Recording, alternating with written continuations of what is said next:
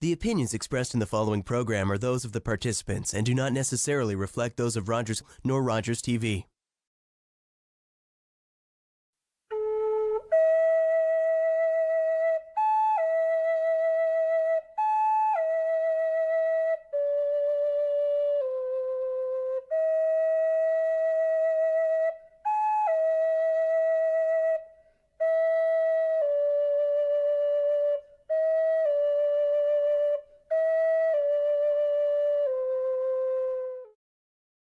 Kwekwe, Vajashik. Welcome to Indigenous. I'm your host, Monique Manach. And my name is Albert Dumont. I'm also known as Oshki Nodin. Today we're talking about Algonquin territory, and we're speaking with Peter DeGangi. Hi, Peter. Hello. How are you folks today? Good. Good. Well, thanks for inviting me. Well, thanks for coming out. And you are the Director of Researcher? No, that doesn't make sense. Director of Research for the Algonquin Nation Secretariat. So, And how long have you been doing that kind of work, Peter? I started in the late 1970s. I was doing work with the Union of Ontario Indians, research on history and land claims. Yeah. And over the years, I've worked for First Nations, a lot of Anishinaabe communities in Ontario, North Shore, Lake Huron, Manitoulin. Since the late 80s, I've done a lot of work with the Algonquin Nation in the Ottawa Valley. I live here in Ottawa, so... So you've got a lot of experience. A bit, yeah. Yeah, that's good. I was going to ask you, on a scale from 1 to 10, what would the odds be that Ottawa and the region is not the traditional lands of the Algonquin and Anishinaabe? Oh, probably 0. Yeah. I think. Anyway, based on what I've seen, I think that, well, when you talk about territory, I think it's important to realize that communities and nations change over time. You know, there's neighbors and neighboring nations and different things that affect territory. And that a lot of it, when you talk about what was Ottawa, what was Algonquin territory, it depends on what period of time you're speaking of. Certainly, after the Europeans arrived, there was a lot of turmoil and a lot of churn. You had the war, you know, what they call the Beaver Wars, and where you had the Haudenosaunee and Anishinaabe fighting, and then you had the missionaries come, and all those things had impacts. But certainly, from what I understand, the Ottawa Valley has always been Algonquin territory. Traditionally, that's the main word that I'd like to focus on is traditional, the traditional lands of the Algonquin and Anishinaabe. I guess the people of the Great River, the Kitsiziparini and the Weskarini, those bands or those nations, those groups lived and thrived and had their lives here in what we know today as the Ottawa Valley. Yeah. So what would lead you to be so confident in that? Like, what could you tell us about it? Well, I think part of it is you'd need to look at two things, I guess. One is what the Algonquin people themselves have said over the years and what knowledge they've passed down from one to another, generation to generation. Another is what have other Indigenous nations said or recognized. And maybe a third, I guess, would be, you know, what did the Europeans say when they arrived? Unfortunately, with a lot of history, when we're dealing with it, we find that a lot of the words are spoken by non-Indigenous people. So when we're looking at written records, quite often that's what we're left with. But, you know, I've been fortunate enough to be able to work with elders and do oral history, read what anthropologists did when they did field work, you know, 100 or more years ago, and piecing that together, it really helps get a picture. So I think that, you know, I've got a map and some documents, so it's okay if I refer to those a bit. One of the things we know is that the Algonquin chiefs themselves were very clear about their territory and their ownership of territory, the fact that it was given to them by the Creator to be stewards of. And I guess there's a couple of things to explain just in terms of history that are probably important to set the context. When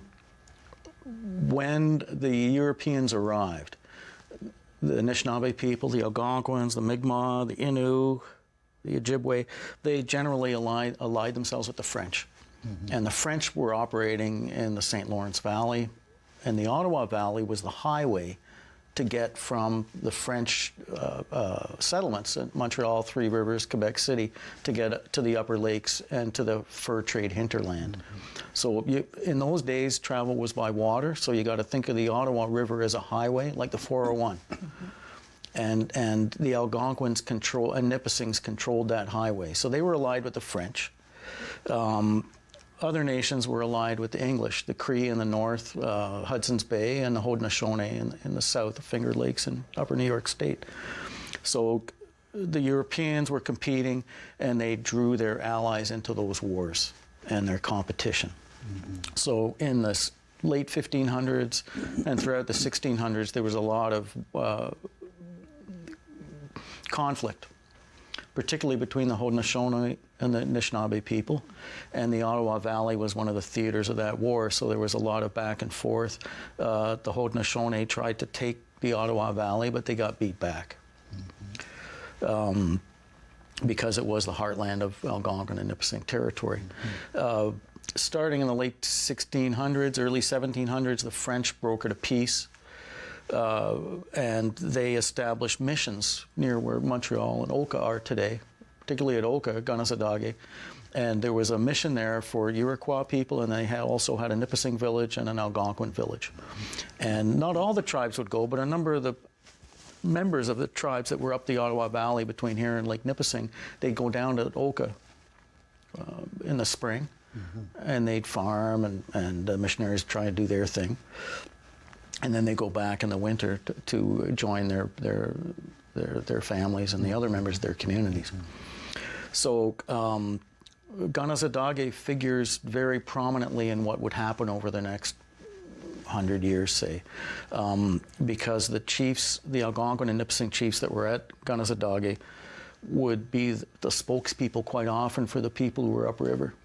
And when the land started to become encroached, especially after the Revolutionary War in the 1790s, United Empire Loyalists from the States started coming in, Kingston and the eastern townships in Quebec. So that started to put pressure on Algonquin territory, and the chiefs started to write petitions and say, wait a minute, we became allies of the English in the wars with the French, we moved over to the English side. The Royal Proclamation of 1763 promised you wouldn't interfere with our lands, and so on and so forth. And the reason I'm explaining that background is because it gives you a sense of what came before. Anyways, from the late 1700s right up to the 1850s, the Algonquin and Nipissing chiefs from Lake Two Mountains are very clear. They're saying, our lands are the Ottawa River watershed, from Carillon, which is just up from Oka, all the way to Lake Nipissing, and all the rivers flowing in from the north and the south. So they were precise. And the interesting thing about that is that the Crown acknowledged that they had been in the territory since time immemorial. And also the Iroquois acknowledged that. Because don't forget, at Gunnasadage, there was a Iroquois village, Nipissing village, Algonquin village. The Haudenosaunee were aware that the Algonquins and Nipissings were making these petitions. It was very public. They never contradicted them. That's right, because they accepted what the Anishinaabe chiefs were saying were fact. That's right. They didn't object to it. If you don't mind, could you show us the map of what Algonquin Anishinaabe territory was? Sure. This map is very general, and again, like with anything, it's a snapshot. So it's our understanding of what Algonquin Nation territory was around 1850. By then, there'd been a lot of churn. You had, Ganawage had been established for over a couple of hundred years by then, since the 1600s. That was the Solutions, right? It was a seigneury. I forget which Catholic mission. One of them. Yeah. And then at Oka. So what this map tries to do is sort of be a snapshot at that point in time. And basically, Algonquin-Nipissing territory would have been the entire Ottawa River watershed, but going a bit further north over the height of land to take in Abitibi and some of the northern communities. Right. In the southeastern corner, there was a bit of shared use area with the Iroquois, and that would have been people that lived at Gunnesadage, basically.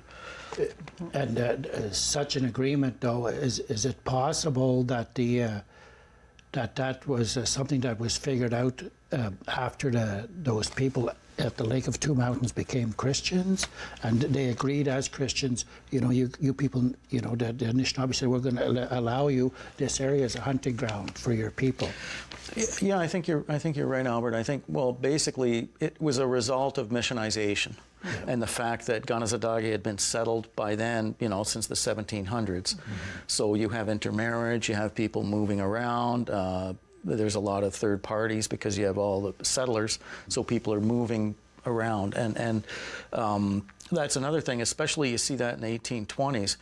The Algonquin and Nipissing people start complaining to the Iroquois, but also to the Abenaki and to the British, to say that because there's settlers coming in, they're moving into other people's lands. These other people are now moving into our lands. And they're complaining that the Iroquois are invading their hunting territories. And the Algonquins at Three Rivers are complaining the Abenaki coming onto the north shore of the St. Lawrence. So between 1720 and 1730, you have all these councils at Gunnesadage and Kahnawake, where the Algonquins and Nipissings, they're not just their chiefs, but they're sending their war chiefs there and saying there's going to be conflict. Our territories were given to us by the Creator. We have rules, and at first what the British were saying is, well, you should all get along and everybody should hunt wherever they can. But in fact, the indigenous peoples reacted to that and pushed back and said, no, we were given, our territory by the Creator. We have our territories. And finally, the British had to acknowledge that. And there's a series of councils. I got to get the date. Sorry, I'm not walking encyclopedia.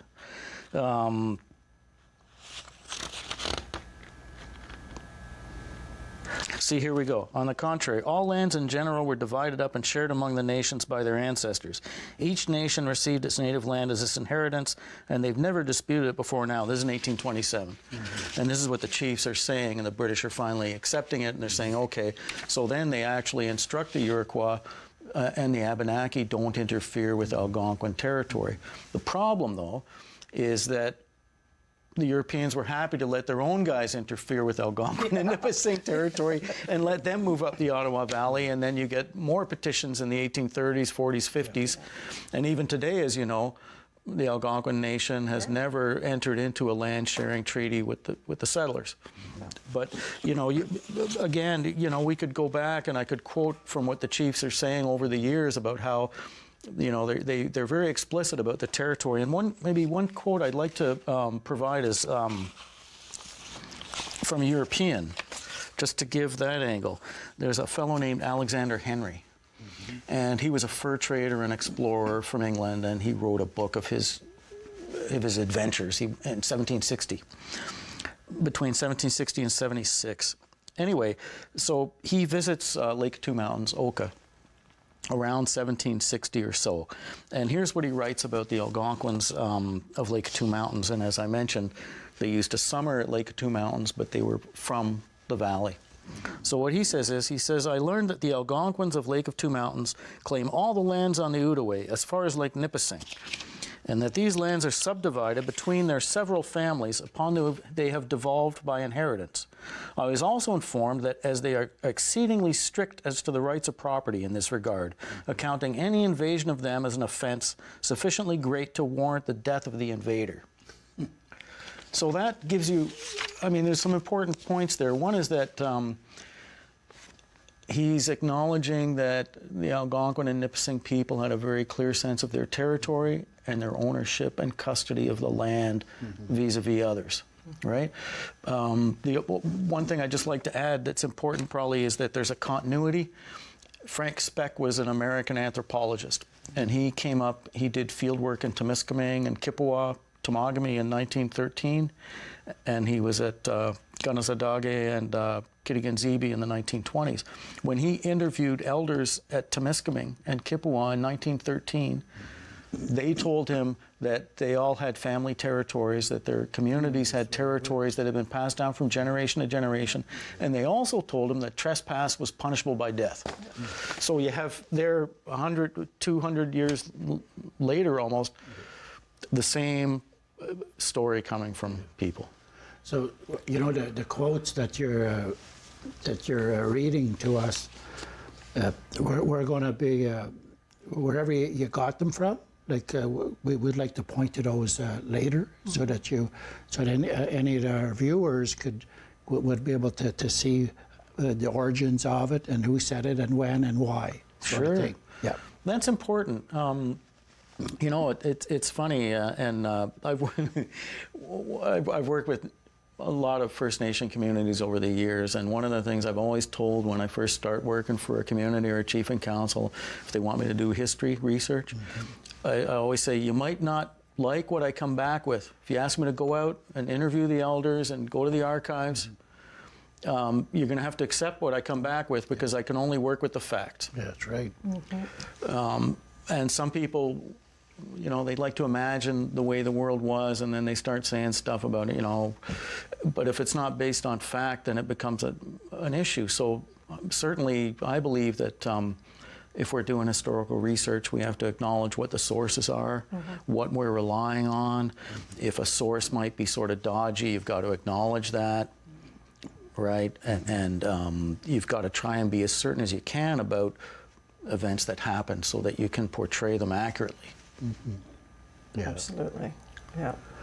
So one of the things that I'd like you to speak on, if you can, is I know that in the 1830s there was an Algonquin chief, Constant Penessy, and he petitioned the government as well, or the authorities, because of incursions, and the forest was being depleted of animals that his people needed to eat. So I guess whenever it got overwhelming for him, like they something happened between, let's say, 1830 and 1850, that the Algonquins pretty much had to disperse or leave the region. Is that correct? Well, what happened in that period, Albert, was that you know, people have heard about Philemon Wright. Yeah. He came up from the States and established himself in Hull, and he was one of the first guy to do logging in this part of the Ottawa Valley. Yeah. When Europeans first came here, you got to think about what the land was like. Ottawa Valley's full of white pine and red pine. Those trees would have been about 400 years old. Yeah. And some of the first lumberers that come up, they were talking about white pine being 200 feet tall, and the first branch wasn't even till 175 foot. Jeez. So those are big trees. I guess. And what happened was that after Philemon Wright established himself, the lumbermen started going up the Ottawa Valley. And they'd move up the valley, and each time they came to a river like the Madawaska or the Bon Cher or the Gatineau, they'd move up those tributaries, and they just slowly worked their way up the Ottawa Valley from 1800 after Philemon established himself here. What they brought with them was epidemic diseases that people didn't have, they weren't acclimatized to. So you had measles, scarlet fever, tuberculosis of the glands, a whole series of other smallpox, okay? And that really started to affect people. The first exposure they would get is from the logging camps, right? And that decimated the Algonquin and Nipissing people of the Ottawa Valley, particularly from 1820 to 1850. It just moved up the valley, and whole extended family lines disappeared. Yeah. And the traditional bands that existed at that time had to reconfigure because so many people had been lost. Right? So that's some of the pressures that people were feeling. The other thing, of course, one of the impacts from logging and so on is that the loggers weren't just cutting down trees, but they were also hunting and fishing to feed themselves. They were competing for food. They were also trapping to make money on the side, so they were competing.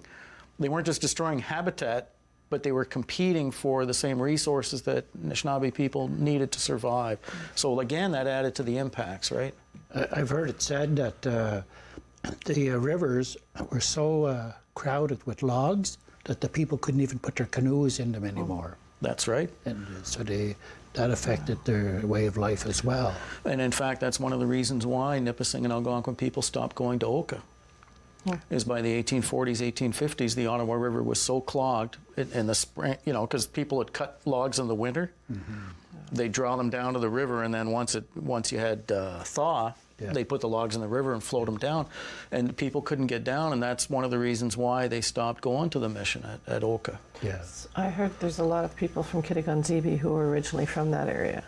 That's how that was part of their hunting and their trapping grounds was up near Kitigan-Zibi, and that's why they ended up staying up in that area.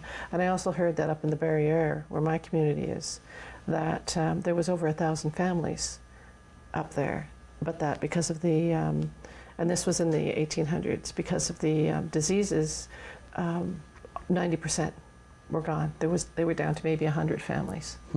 And that's why they ended up with the territory they're claiming now, was because after everyone died, they all gathered together in the one area, the one territory. Well, for sure, there was a lot of commotion and churn in those years, a lot of impacts on the communities. And again, you read the petitions, and that's what they're talking about, is these multiple impacts, one after the other. And in 1850, as a result of a lot of petitions that had been coming from all over Algonquin territory and other parts of Quebec, the government of Lower Canada established legislation to set aside what they called reserves, Indian reserves, across the province in 1851. And there was one at Kitigan River Desert, one at Temiskaming, Listagouche, the ones were established for the Innu and so on. And the idea, the missionaries and the government, was that all the Algonquins in the north, from Abitibi, Temagami, Kippawa, they'd all centralize at Temiskaming. And all the people sort of from Lake Coutu Mountains across to Golden Lake and up to maybe the Barriere would centralize at River Desert. Some people went, but it didn't work out that way, because if people wanted to stay in their home communities, they didn't want, right? So I remember reading, like, people at Wolf Lake and Grassy Lake in the 1800s, they were being told, well, we're not going to give you a reserve, move to Temiskaming. And they write back and say, we don't want to move to Temiskaming because this is where our ancestors are buried, is at Grassy Lake, and we want to stay here. So you end up getting a situation where those two reserves are created, people don't centralize on them, and in the 1960s, there's still communities that are landless. So Barrier Lake is created in 1961, Lac Simon 1962. Kippawa didn't get a reserve till 1974. Grand Lac, Lac Victoria never did. They still don't have a reserve. Now, as far as burial ground goes, do you have any evidence of anywhere in the Ottawa Valley where there was Algonquin, Anishinaabe burial sites? Oh, it's throughout the valley. I think we know that where the Museum of Civilization is, that was a major location for settlement, a carrying place, and that there was a cemetery site there. Basically, from Carillon down past Oka, or, on this side of Oka, right up to that point, it's clear sailing. You don't have to portage. You can just canoe all the way up if the water's deep enough, right? So people would stop right around the Rideau Falls, in that area where Jacques Cartier Park is, and the Museum of Civilization. And they'd get ready to do their portages to get up around the Chaudière and up over Schatz Lake to continue on, right? So there was a lot of activity there, people passing up and down the river. And we know there was a big cemetery there. The unfortunate thing is that when Ottawa was being developed in the 1800s and the early 1900s, they didn't really have much respect or care for indigenous cemetery sites or archaeological sites. And a lot of those areas were dug up and disposed of without respect. I heard some of the sand that at the base of the Museum of Civilization, this is from the archaeologist at the museum, that they came and they took the sand from the burial sites, bones and all, and used them to build Parliament Hill. That's right. And so that yeah. the bones of our ancestors actually. So there's about 2 minutes left, I think. Yeah. So what is there anything you could read or say now that that helps cement? Talk about mortar. that it is truly Algonquin traditional lands of the Algonquin and Anishinaabe.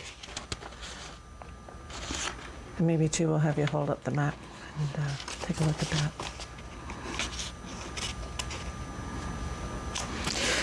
And this is the British. He's writing in 1822. He's saying, I deem it proper to observe to you that the hunting grounds of the various tribes of Indians inhabiting these provinces were originally defined among themselves, and the boundaries of each tract perfectly understood by themselves. Any encroachment by one tribe upon the lands allotted for the use of another is viewed by them in precisely the same light as is the invasion of one civilized state by another, and would occasion hostility between them. And I have reason to apprehend that should any of the other tribes encroach upon the hunting grounds of these Indians, he's talking about the Algonquins and Nipissings, they will avail themselves of that power which Providence has given them to resist such an attempt, and it's very probable if something is not done on the part of government to prevent them from doing this, some lives will be sacrificed. That's powerful. So they're acknowledging, you know, you have a European acknowledging the indigenous rules and. Yeah. Okay, in the last seconds, if you don't mind, just maybe hold up the map and just point to. So the map is, as I mentioned, it's a general map, and it shows the territory around the year 1850. Okay. Well, thank you. Kachimigwich. Thank you very much. This has been a fabulous discussion. I'd like to see it continue in another show. Yeah, that's If you right. would come back, that would be wonderful. Not to put you on the spot or anything. Well, thanks for having me. It was an honor to be here. Well, it was an honor to have you, Peter, and for sure, you know, you do great work. You're recognized as as a legitimate and respected researcher, and it was just great to have you on the show. Yeah. Thank you. You've been watching Indigenous. We've been talking with Peter DeGangi, and I'm your host, Monique Manach. And I'm Albert Dumont. And we'll see you again soon. Yep. Kachimigwich.